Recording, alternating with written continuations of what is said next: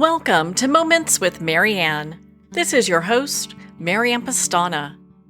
And we're here today with special guest, Eduardo Sigal, who's here to share with us his new book, Resisting Recession: How to Build and Preserve Your Real Estate Investments Regardless of Market Conditions.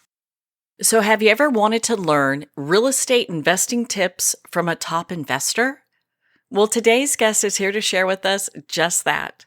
So, Eduardo Sigal quickly discovered the importance of trust and responsibility, knowing from an early age that they are earned through consistency and demonstrated worth.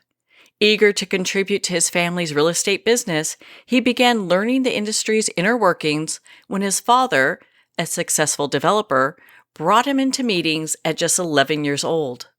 These early experiences, coupled with invaluable partnerships, became the foundation of his prosperous career. Sigal's path included earning an MBA in entrepreneurship from Pepperdine University, actively engaging with ICSC, and founding Signet Investments, a thriving consulting and investing firm.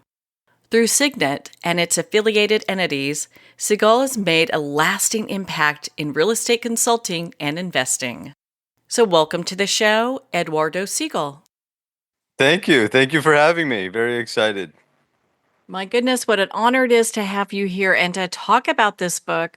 What inspired you to write this? Well, I feel like in culture there's been a lot of things that I feel have translated into investing that create a lot of hurdles for people who want to get into real estate. I think, there's a lot of instant gratification, gamification of investing. And unfortunately, I've seen that cause a lot of devastation in people's life savings, especially in the middle class.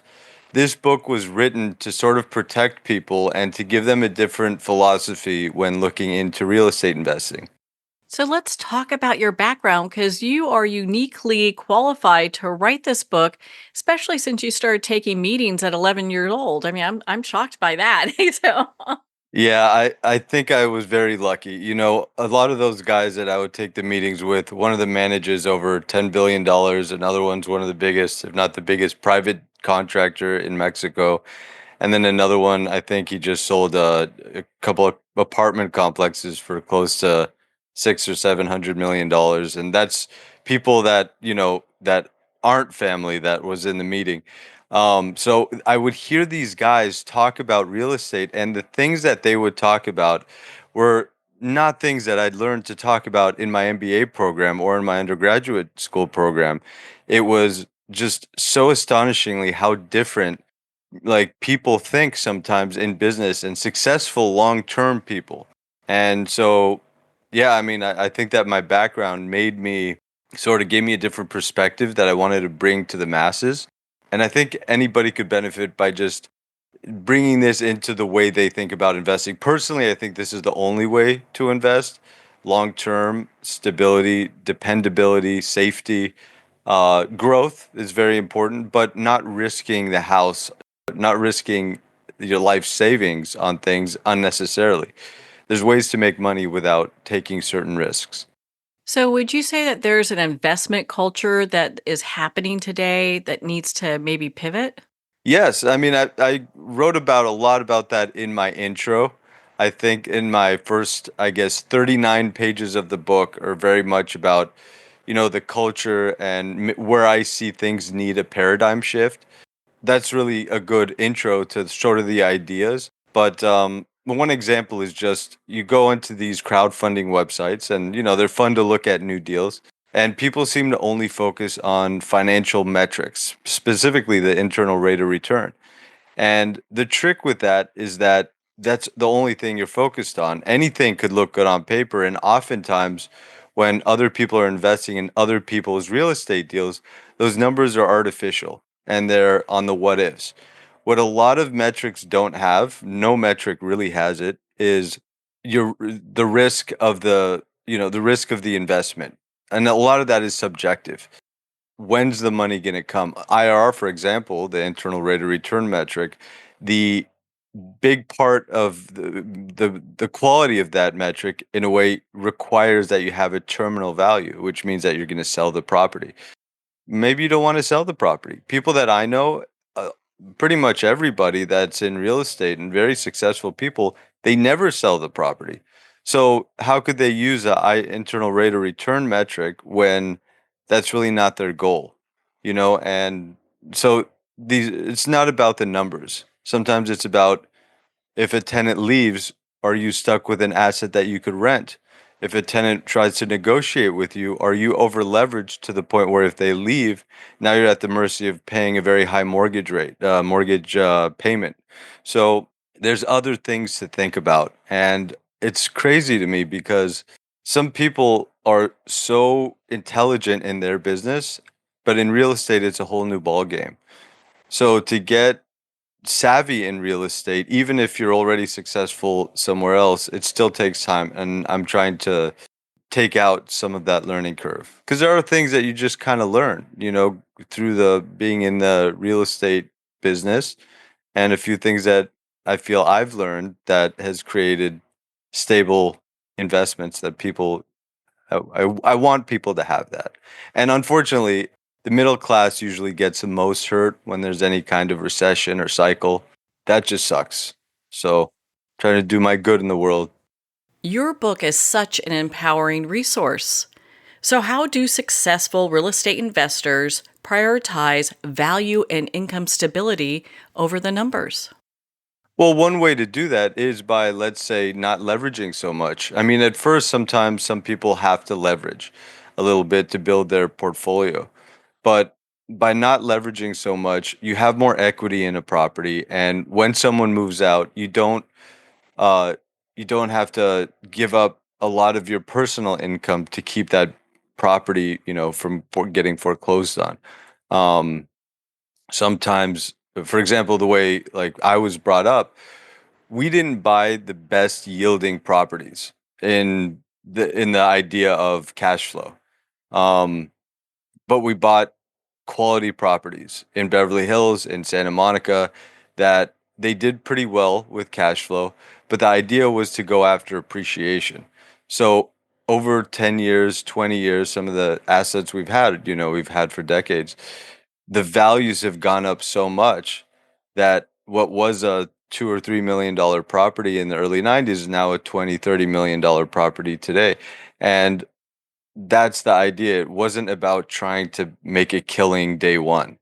It was about buying quality stuff that in the long run would do really well because the right fundamentals were there.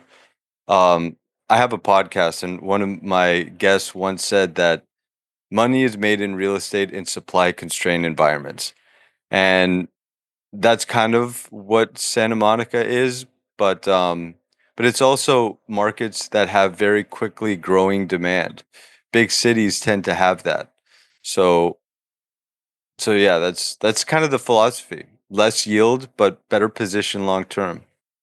Do you feel like Santa Monica is uniquely positioned in that way? Because I know old Santa Monica, when people bought their houses in the 60s and 70s, it's so different than it is today.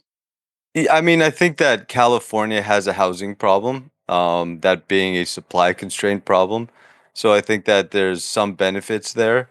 It gets a bit complex when you start talking about rent control and certain restrictions and what you could do with housing, what you can't, and government interference, which is also something else that I write in my book. Um, but to answer your question, Santa Monica, it has its unique. People love Santa Monica. I think that it's got, they call it the weather tax because it's a high tax state, but things are very expensive there, but people want to be there. It is a luxury to be able to afford to live there, but it's not the only type of place. Right now I'm in Carmel by the Sea, very small town, but that's another unique kind of city where you can't replace it. You have Big Sur, you have certain things here on the coast that are just unique to this area. And it's not like you could, the main in Maine, in real estate can be 2 blocks away in 5 years because, a Best Buy and a mall gets put there or something. It's a very unique piece of property in the land aspect of it. So, what would you say is the key to finding your unique value add in real estate deals? God, I love that question because that's so individualized. Um, everybody has different skill sets. My cousin, he's a Harvard MBA, extremely brilliant. He's I wouldn't say he's comfortable with risk. Where he's good at is knowing where a property can improve in the operations. So he will take a property where it might be mismanaged a little bit, and he'll create a ton. And he's done this, he's for our family, where he will redo a lease. When the lease comes up, let's say we had one property that was on a month-to-month lease. Um, it was a 5-year lease, but then when we actually looked at the lease, they had the right to leave every month or every 6 months or something. Very short-term lease. So it wasn't really a long-term lease, it was a short-term lease, which takes away a lot of the value because you can't depend on the future income if it's not a real lease. And the things that he was able to do, arrange a lease, the way he worked that deal, he just created a lot of value for us. And it was stability for everybody.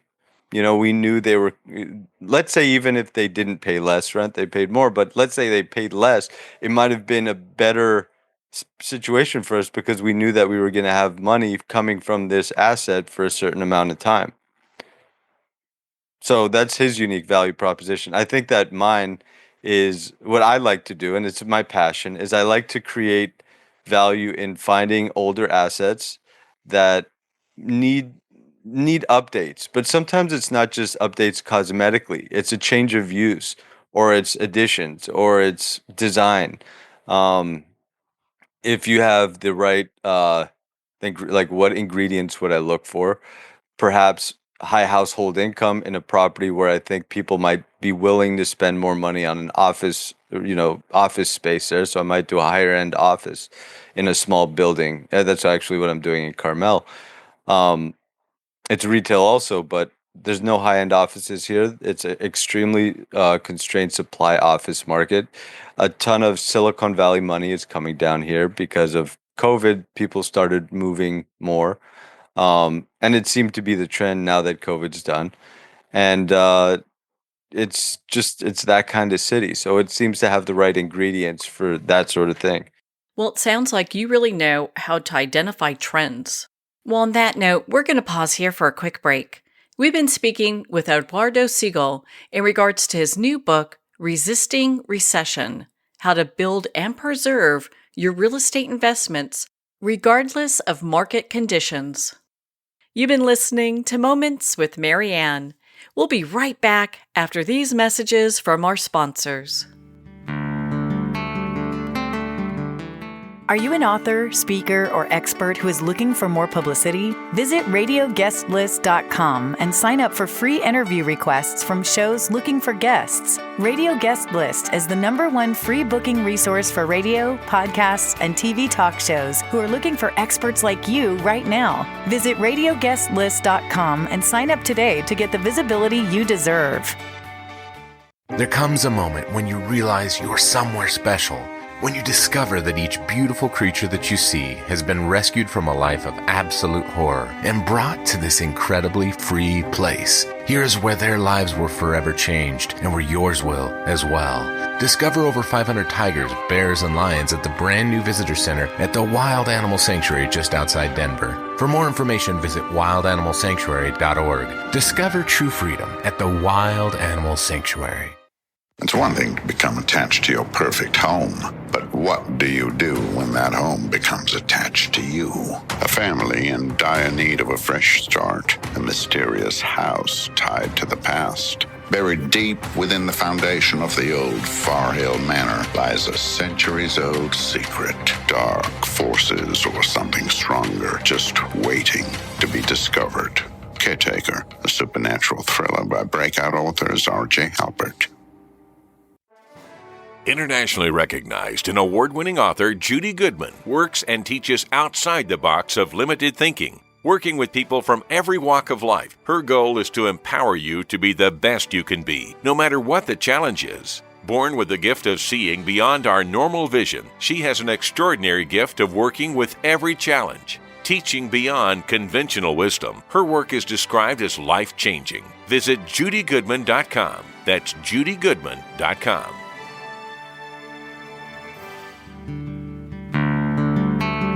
I'd like to thank Jason Eastwood at Guitarfulness for sharing his inspiring music and talent with us. His music is known worldwide for cultivating atmospheres of harmony, inner peace, and clarity.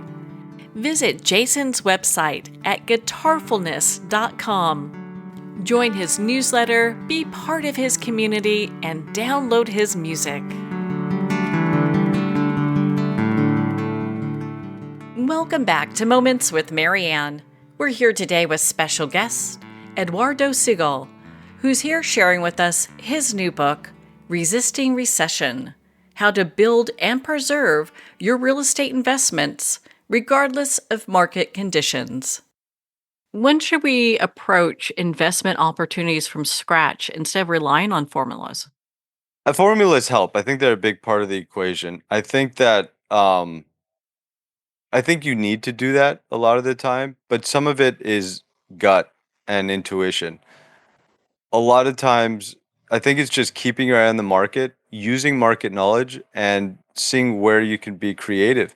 I uh, This is something that I love talking about with people because it's interesting to see how they talk a lot about intuition, and some of them just talk about knowing and being there. And you can't get lucky if you don't buy the ticket to the lottery. Um, I think that you just have to be aware. You have to talk to brokers. You have to you got to hit the street. You got to know what prices are. If something's way under market compared to the competition, then there's value there. Uh, I think that's part of it. Knowing what changes are happening in the city. Sometimes there's big zoning changes that'll change the dynamics of opportunities. And that's a huge value add. And if you know about that, then, you have a competitive advantage. A lot of it is trying to find your competitive advantage. So, how can we prepare for unexpected market shifts? That's a great question. I mean, that's what resisting recession's about. There's always going to be cycles. People in real estate tend to forget the bad times exist and they think that good times will last forever and they don't prepare for those market shifts. So one big one is, and I kind of touched on it, was not to be over leveraged. That's a big one. Right now, with interest rates in the last year and a half have kind of blown up, a lot of people don't have the ability to pay a new loan if they have to, or they can't afford the current loans. So that's actually one of the biggest, probably 80% of problems come from that. Another one is keeping a very good reserve fund within the property. A lot of people want to take the money out and distribute it to investors or keep it if it's a family asset. Not take the cash out. But I think it's also not confusing what's best for the business to what's best to the individual.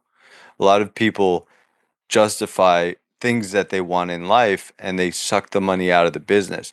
But the business is almost, in my opinion, like its own entity. You got to treat it and you got to keep it healthy for it to survive long term, which ultimately that's what you want. That's your life savings and things like that.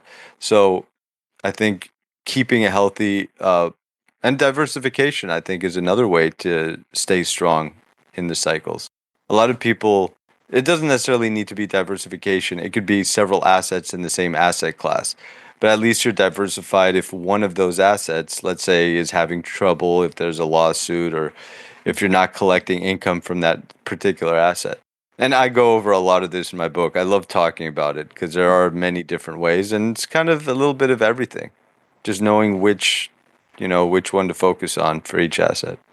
So, is your book, Resisting Recession, something that is kind of evergreen that people can read regardless if we're in a recession or not? Oh, for sure. I think it's better to read when you're not in a recession, like now, because you know how to think so that when it does happen, you're protected. Once you're in a recession, you're in a bad position if you're not prepared for it. you might not have the partners that are, ready to deal with that. They might want to sell a property where you might want to keep it. That's one of the personal versus business issues, where a partner might want to sell a property because they have, their own cash flow issues, and you have a healthy property. Nothing happened with the property. The property was perfectly fine. But picking the right partners is another one. I think that's part of it. You touched on something earlier that I'd like to dive further into. Are there major benefits of long-term real estate investing? Major benefits to long-term investing. The way of thinking about it, I think it's safer.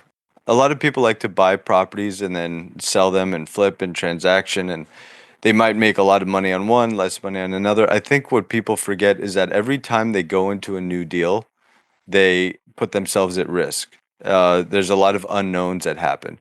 Long-term investing, although you could consider, buying and flipping long-term investing, I do and I don't. But the benefits are just stability, growth, dependability on future income. I think that's what people want when they talk about investing. I think, even passive investing, for example, is a very trendy term. I don't like it because it has that connotation that you could just sit there and collect a check, when as an investor you can't really ever do. I think you always have to keep your eye on the ball to some degree. And maybe that's what people promote, but it's not talked about enough. I think there's a lot of sort of dismissing the responsibilities of a lot of property, a lot of neglected properties because of that. So, what is the rationale behind prioritizing investment position over financial metrics? Oh, that's a great question. Well, I think it's really at the beginning when you're looking at a property. Financial metrics, first off, they could lie. I could compare two deals. One of them I just had, just sold actually. The one that I sold, I looked at the financial metrics, right? I had a broker telling me we were going to get these tenants and they would pay this much in rent and that sort of thing. And we had the property, and compared to another property I had that was going to have maybe, let's say, a 7% return versus a 12% return. The 12% return seemed a lot better. Well, the 12% return was in a uh, not the best area. We kept it for 5 years. It sat vacant for 5 years. There was homeless people that went into the neighboring property. The metric never happened. So we were focused on the numbers, not necessarily on the quality of real estate. That's where, I mean, the real estate was still good quality. That's why we were able to sell it at a profit. But the principle was that the metrics really don't always tell the whole story.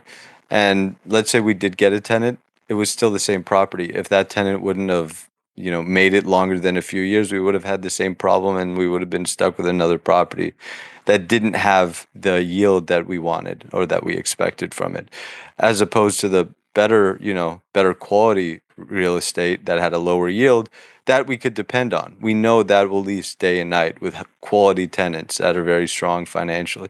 So I think that when you think long term like that, it's better. It's funny because sometimes you actually make more money with better quality tenants going into a thing you're going to make a lower yield just because it's a better property.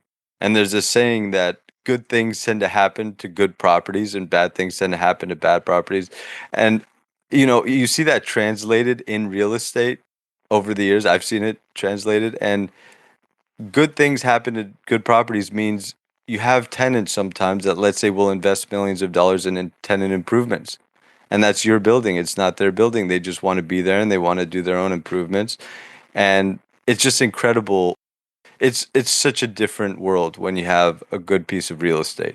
I mean, like I was talking about earlier with the properties that we bought 2 decades ago that went up in value. We just got it because it was good real estate, good property. It was Wilshire Boulevard, right in Santa Monica, and it's just done really well. It's just amazing to hear how all that works out. Now, would you say that your book, Resisting Recession, is a good book for people who are new to real estate investing? Yeah, I think it's a good book. I think it's, well, yeah, to real estate investing. I think it's generally a good book. I would even tell my son like lessons in the book. I wrote the book kind of like Rich Dad Poor Dad, and it's the audience for everybody. I don't actually think it's a real estate book. I think it's a life book. In relationships, you're investing yourself. I think that investing is so universal in so many different ways that I think a lot of the philosophies in the book are just life lessons. I mean, sometimes I get into real estate. The way I wrote the book is that I take some stories from when I was little, and my father, one time we're playing golf, let's say, and I hit the ball, and some guy yells like four from the bushes. I'm like, why is the guy yelling four from the bushes? And I go to the bushes, and it's my dad looking for golf balls because when he was younger, he couldn't afford to play golf unless he found golf balls. So to this day, where he could afford all the golf balls he could hit, he still ends up in the bushes. And it's just things like that that I think are very important to learn to, save. A lot of people who make money, they spend more money than they're making, and then they're even broker than they were if they didn't make more money. It's funny, not funny. I mean, it's sad, but it's ironic that the wrong mindset is in finance today. What would you say a seller's market is, and why is that relevant? Seller's market. Yeah, I think that's an interesting thing. So we always talk about cycles. A seller's market is when prices are so high, the sellers kind of command the market. I mention that because I feel we've been in a seller's market for the last 12, 13 years, ever since the Great Depression, and things started to balance out a little bit, maybe around 2012. Sellers have really have gotten more and more leverage. So you would see people, buyers coming in with, in my opinion, ridiculous offers, offering all cash with terms that would really be, from a family office or investor standpoint, wouldn't make sense. The yields would be low. Why would people be buying certain things at such low yields? And the seller's market, the sellers kind of commanded what was happening, and it just wasn't a good time to buy. I think that as things are changing, interest rates are, very high now. The money supply has changed a lot. I think that other opportunities are going to change that, and buyers markets, when prices come back to planet Earth, I think not that they're going to come down super low, but that the opportunities are going to make sense. Family offices are going to have a chance. I think the individuals are going to have a chance. Let's say you want to do an Airbnb and you want to get a house, that makes sense, that is not, $2 million. Most people can't afford that, something that makes sense for people to invest. So I think that the seller's market era is coming to an end. So, where can our listeners connect with you and learn more about your book and your work? And of course, your podcast. I want to know the name of your podcast and be part of your community. Yeah, I would love that. So for me, you can reach me at Signet Investments. Signet is not the best word because it's very hard to spell. People say it wrong when they read it, and I sound like Rocky Balboa, so I don't always translate the. Doesn't always sound good coming out of my mouth, but it's SIGNET investments.com. That's my website. My podcast is the Signet Podcast, same name, and yeah, that's it. My book, it's on Amazon, and I love reaching, new people. So feel free to email me or anything like that. Open to talk. And I also have an investor profile quiz that I talk about in my book, um, that I'm putting up on my website. So if you get the book, feel free to do that. If not, I'll email me and I will be happy to send you the quiz. And it's Eduardo at Signet Investments with a U, Eduardo. Well, Eduardo, thank you so much for taking the time to be on the show with us here today. Yeah, thank you. Well, thank you, Eduardo. It's been such an honor to spend this time with you and to talk about your new book, Resisting Recession. Make sure to pick up Eduardo's book. It's available on Amazon, Barnes & Noble, and everywhere books are sold. And remember, support our indie bookstores. If you don't see it on the shelf, just ask for them to order it. You can also connect with Eduardo on his website, signetinvestments.com. Well, we're at the end of our time today. I'd like to thank everyone for tuning in. You've been listening to Moments with Mary Ann, where we make every moment count.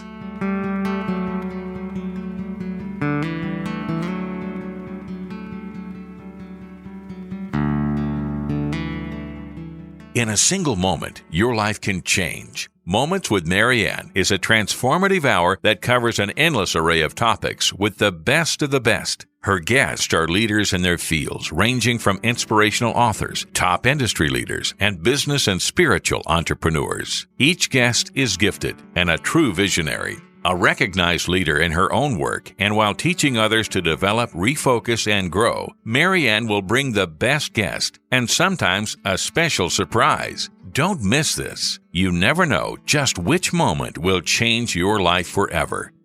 Make sure to tune in and visit momentswithmarianne.com for more information.